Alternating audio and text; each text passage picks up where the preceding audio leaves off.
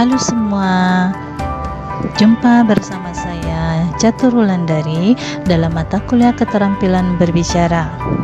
Untuk topik yang pertama ini kita akan membahas tentang keterampilan berbahasa dan hubungan antara keterampilan berbahasa serta apa itu keterampilan berbicara. Yang pertama kita bahas adalah 4 keterampilan berbahasa, yaitu ada menyimak, berbicara, membaca, dan menulis. Dari 4 keterampilan berbahasa ini, ada 2 keterampilan berbahasa yang produktif dan ada 2 keterampilan berbahasa yang reseptif. 2 keterampilan berbahasa yang produktif yaitu berbicara dan menulis, karena di akhir proses kegiatannya itu ada produk atau hasil yang diperoleh. Kalau dalam keterampilan berbicara yang dihasilkan adalah ujaran, sedangkan dalam keterampilan menulis yang dihasilkan adalah tulisan. Kemudian ada 2 keterampilan reseptif. Keterampilan berbahasa yang reseptif yaitu keterampilan berbahasa yang dalam prosesnya itu pasif, tetapi sebenarnya ada aktivitas yang terjadi di otak yang disebut dengan proses mental.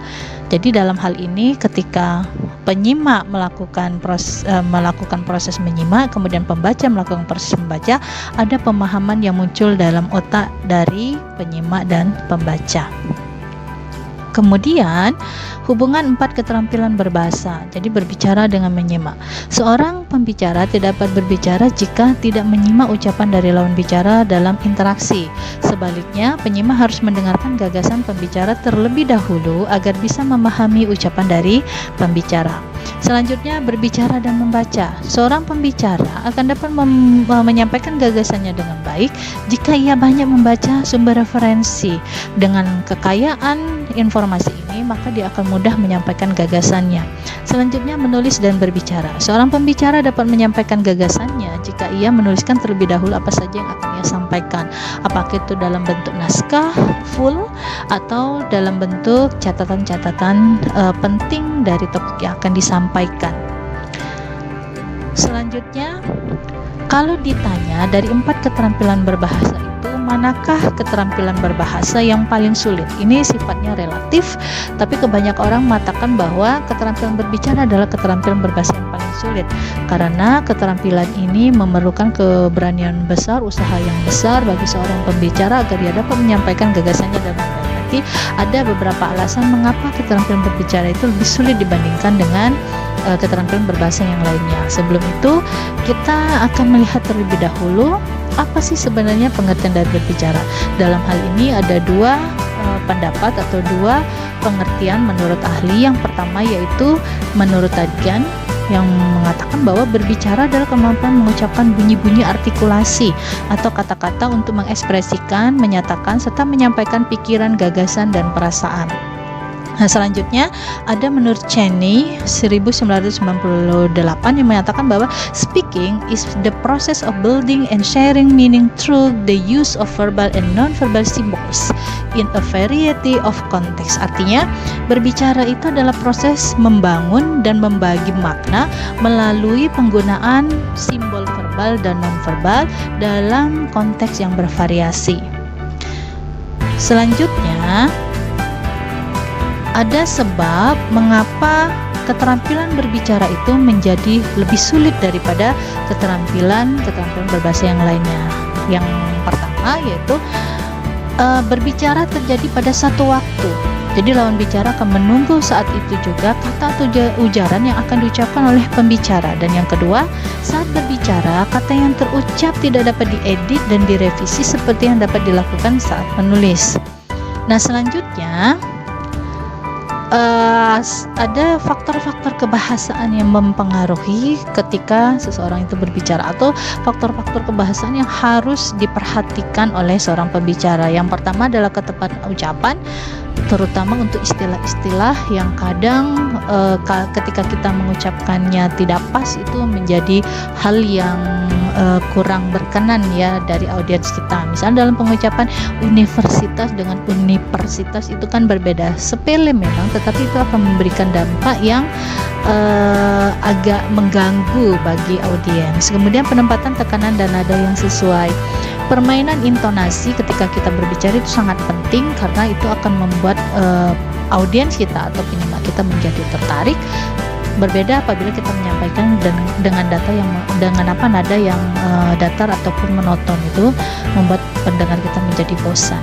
Nah, kemudian pilihan kata atau diksinya ini harus benar-benar dipertimbangkan untuk membangun atau untuk membuat gagasan yang mudah dipahami, kemudian yang ketika penyampaian itu menarik perhatian atau fokus dari penyimak. Nah, kemudian ketepatan sasaran pembicaraan. Topik yang sesuai akan menarik disampaikan jika sasarannya pas.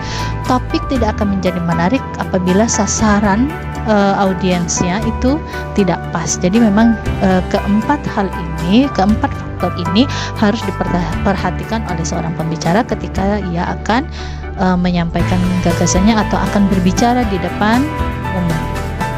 Nah, kemudian selain faktor kebahasaan, ada juga faktor-faktor non-kebahasaan yang harus diketahui oleh seorang pembicara.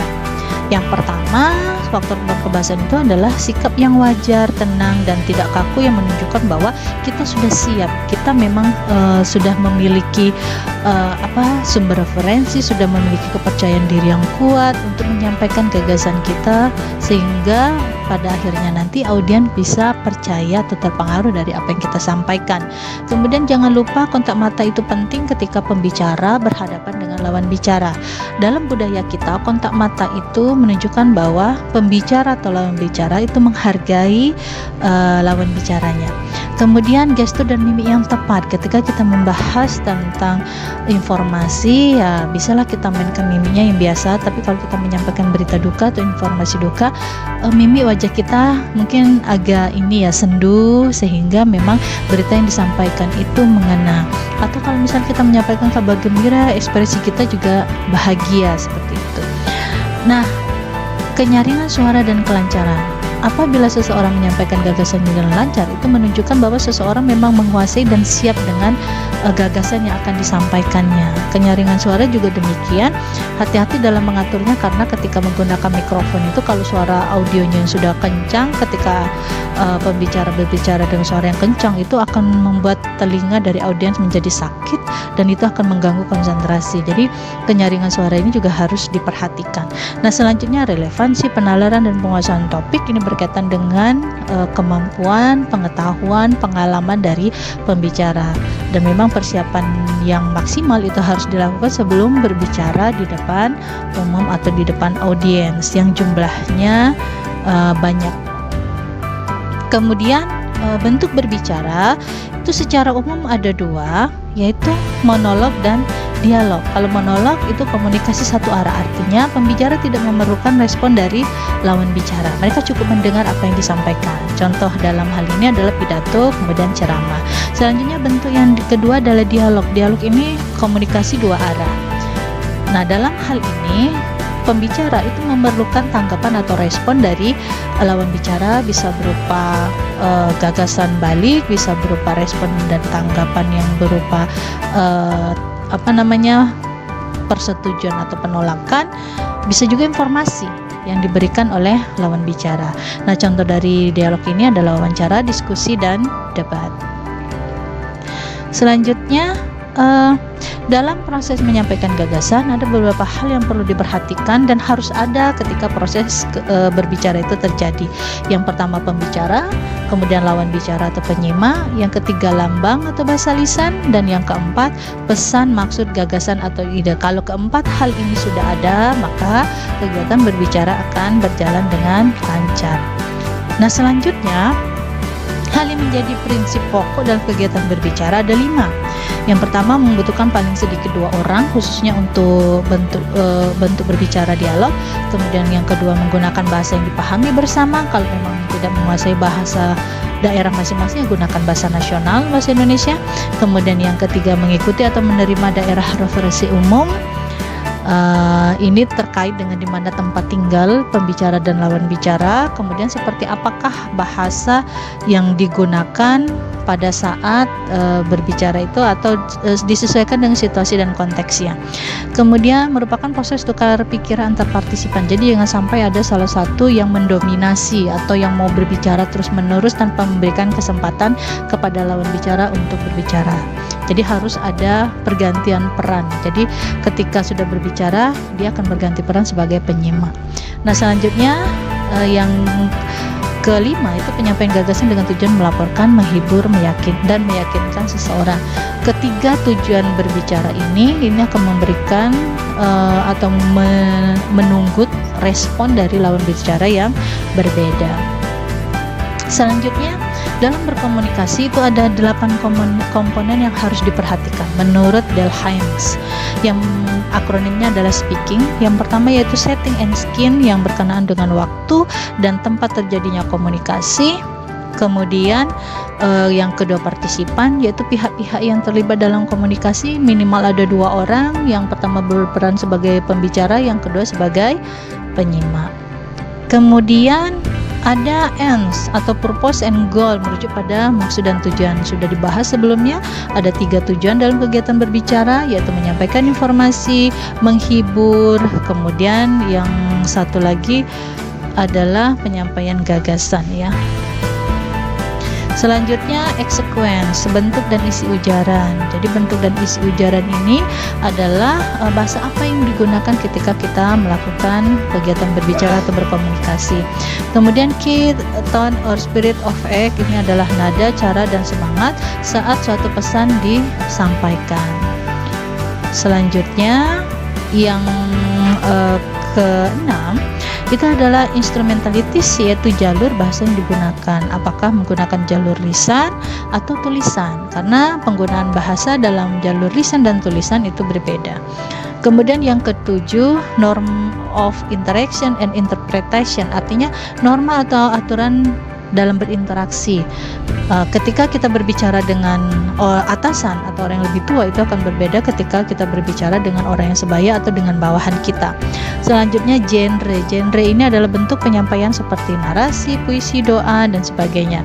Ketika kita berbicara, bahasa kita akan berbeda ketika kita berdoa, karena kalau kita bercerita, kita menyampaikan sesuatu yang kita alami, bisa jadi ya. Jadi kita menceritakan misalnya kisah hidup kita, itu akan berbeda ketika kita membacakan puisi, karena puisi ini biasanya ada bentuk kata-kata indah yang disusun sedemikian rupa, yang dibacakan atau disampaikan dengan cara yang berbeda juga atau khusus juga.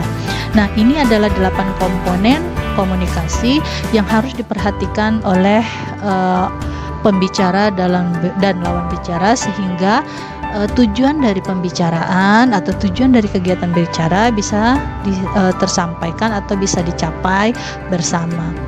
Nah, demikianlah topik kita untuk hari ini. Semoga kita bertemu lagi pada topik yang selanjutnya. Terima kasih.